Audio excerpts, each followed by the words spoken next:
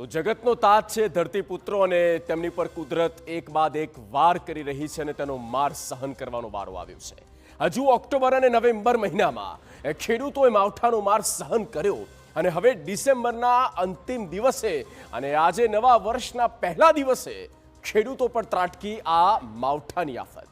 ખેડૂતોના શિયાળુ પાકને એટલે કે રવિ પાકને મોટું નુકસાન થયું કારણ કે માવઠાની તીવ્રતા ખૂબ જ ભારે હતી। સૌરાષ્ટ્ર અને કચ્છમાં ખેડૂતોને ભારે નુકસાન થયું। ત્યારે જુઓ ધરતીપુત્રોની માવઠાથી કેવી રીતે વધી ગઈ મુશ્કેલી।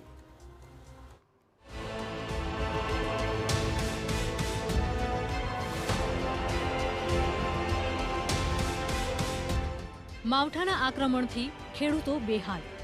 સૌરાષ્ટ્રમાં ખેડૂતોને સૌથી વધુ નુકસાન। ઘઉં, ચણા, ધાણામાં ખેડૂતોને લાગ્યો ફટકો। દક્ષિણ ગુજરાત પર પડ્યો માવઠાનો માર।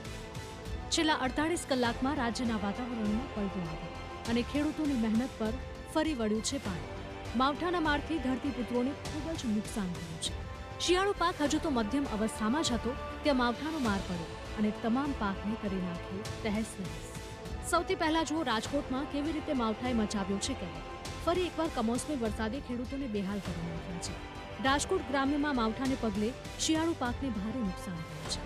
ઘઉં, ચણા, ધાણા સહિતના પાકોમાં ખેડૂતોને વ્યાપક નુકસાનનો સામનો કરવાની સ્થિતિ ઊભી થઈ છે। માવઠાએ ખેડૂતોની મહેનત પર પાણી ફેરવી નાખ્યું છે। 48 કલાકના વરસાદે ખેડૂતો માટે આફત સર્જી છે। 5 વાગે કાલ વરસાદ આવ્યો હતો। સંપૂર્ણપણે પવનની લહેરો જાજી હતી, એના હિસાબે પાક બધું ઢળી પડ્યો। 20 વીઘામાં નુકસાની છે। 10 થી 15 હજારનો ખર્ચો થઈ ગયેલો છે આમાં, અને હવે રોટાવેટર જ આંકવાનું। ખેડૂતો માટે કેવી ચિંતા? બહુ જ શું સ્થિતિ સર્જાતી હોય છે? કાંઈ હવે સ્થિતિમાં કરવું શું આમાં કયો। કાલે 31 તારીખે સાંજે 5, 5:30ની આસપાસ અચાનક વરસાદ આવી ગયો। વાતાવરણમાં પલટો આવવાના કારણે ત્યારે અમારે તૈયાર થઈ ગયેલો 4 મહિનાની મહેનત કરેલો પાક હાલ 15 દિવસમાં ખેડૂતના ઘરે આવી જાય એમ તો એવો પાક આજે નષ્ટ થઈ ગયો છે, જે તમામ સૂઈ ગયો છે, જે અત્યારે હાથમાં લેવા જેવો નથી। એવી રીતે ઘઉં છે, અમારે ધાણા છે, તલી પાક છે, ચણા છે, આ કલેંજી છે, આ 4 પાક 5 પાકમાં અમારે ઘરે કાંઈ લઈ જવા પણ નથી। દેવભૂમિ દ્વારકા જિલ્લામાં ફરી એકવાર કમોસમી વરસાદે કહેર મચાવ્યો છે। ખંભાળિયા તાલુકાના ગ્રામ્ય વિસ્તારોમાં વરસેલા અનરાધાર માવઠાએ ખેડૂતોમાં મોંમાં આવેલો કોળિયો છીનવી લીધો છે।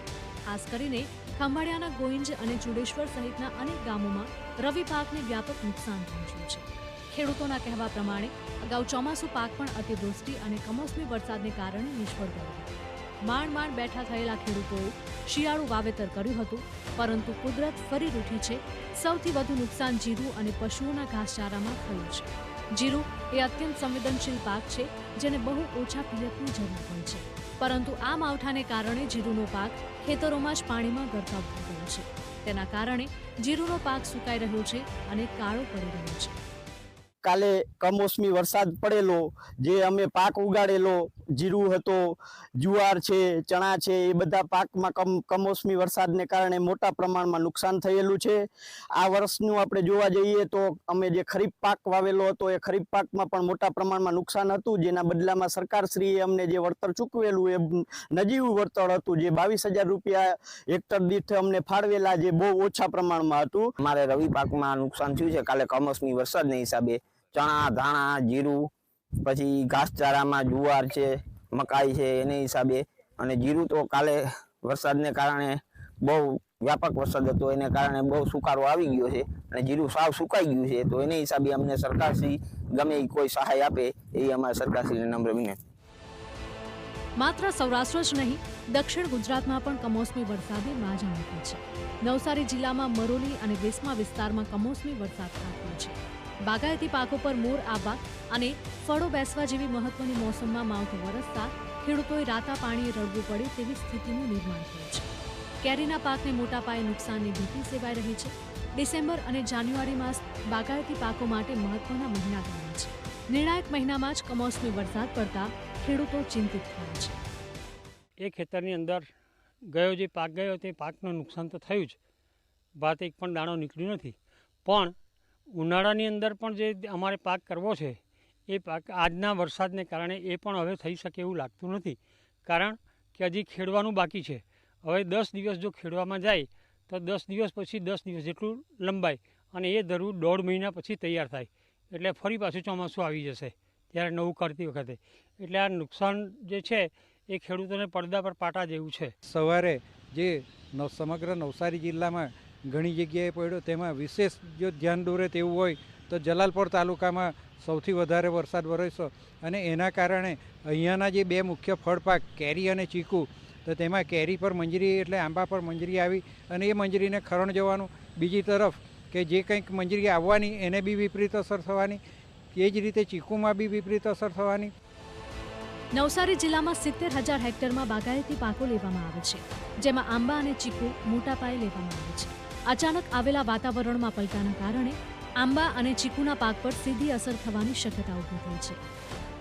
હવામાન વિભાગની આગાહી પ્રમાણે આપણે 31/12 અને 1 જાન્યુઆરીએ જે વરસાદ થયો છે, કમોસમી વરસાદ, એમાં આપણે જનરલ ખેડૂતોને એમની રીતે એ લોકો પોતાનો પ્રિકોશન મેઝર્સ લેતા જ હોય છે, પરંતુ એઝ અ આપણે સરકારના પ્રતિનિધિ તરીકે આપણે એમને સાવચેત કરીએ છીએ અને ખેત ઉત્પાદન કંઈ પણ ખેતરે પડ્યું હોય કે બહાર ખુલ્લામાં પડ્યું હોય તેને તાત્કાલિક સલામતવાળી જગ્યા પર મૂકવા માટે તથા જો ન લઈ જઈ શકે તો તાડપત્રી કે પ્લાસ્ટિકની ગમે તે ઉપર કવર કરીને એને સુરક્ષિત રાખવા માટે આપણે એમને સૂચન કરીએ છીએ. આ તરફ કચ્છમાં સૌથી વધુ કહેર જોવા મળ્યું છે. ભચાઉ રાપર પંથક પર કમોસમી વરસાદને પગલે ખેડૂતોને ભારે હાલાકી થઈ છે. માવઠાને પગલે જીરુના પાકને ભારે નુકસાનની ભીતિ છે. શિયાળુ પાક લેવામાં ખેડૂતોને મુશ્કેલી પડી છે. માવઠાની તીવ્રતા વધુ હોવાના કારણે ખેતરોમાં પાણી ભરાઈ ગયા હતા. ખેતરોમાં પાણી ભરાતા તૈયાર પાક બરબાદ થવાની સ્થિતિ છે. 365 દિવસ કુદરતનું માર સહન કરતા ખેડૂતો હવે લાચાર બન્યા છે. ત્યારે હવે રાજ્ય સરકાર તાત્કાલિક સર્વે કરી વળતર ચૂકવે તેવી ખેડૂતોની માંગ છે.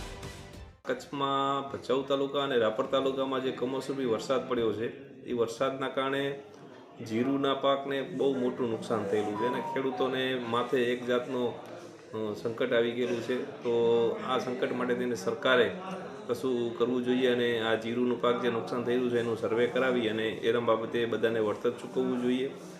અને લગભગ ખેડૂતો અત્યારે હર સિઝનમાં, હમણાં આવતી સિઝન જે ગઈ ત્યારે પણ જે પાક નુકસાની થઈ હતી તેમાં સરકારે જે થોડી ઘણી સહાય કરી, તો એ પ્રમાણે આ ફેરે પણ વળી પાછી સહાય કરે તો જગતનો તાત જે મરવા પડ્યો છે એને પાછું થોડું ઘણું ઓક્સિજન જીવન જડે. આમ ખેડૂતોને માવઠાના કારણે ભારે નુકસાન થયું છે. ધરતીપુત્રો સહાયની માંગ કરી રહ્યા છે. તાજેતરમાં જ સરકારે 10,000 કરોડનું ઐતિહાસિક પેકેજ જાહેર કરી ખેડૂતોની મદદ કરી હતી. ત્યારે હવે પણ સર્વે અને સહાયની માંગ ઉઠી રહી છે. Bureau report, TV9.